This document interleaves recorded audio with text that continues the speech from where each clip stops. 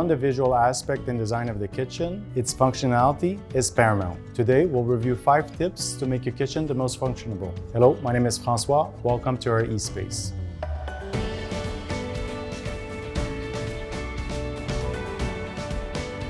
Whether that you're a chef or a beginner, there's a lot of design principles to consider when you're designing a kitchen.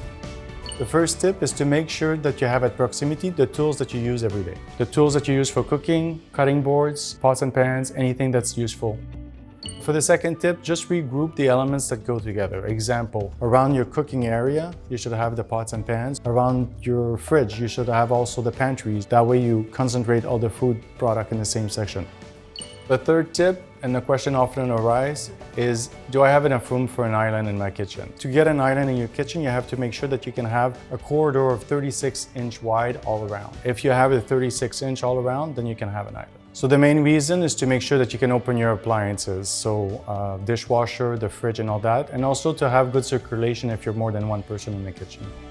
The fourth tip is to make sure that you have enough working station beside your cooktop to allow you to prepare the food before cooking. The same thing happens when you're around the sink. You should always have a side that allows you to put dirty dishes and then the clean dishes on the other side. The rule of thumb is to usually have between 12 inches to 15 inches on each side. It's about the equivalent of a large plate. For the final tip, where to conceal the waste management cabinet. So it should be located between the cleaning area around the sink and the food preparation. So it allows you easy access whenever you need to use it.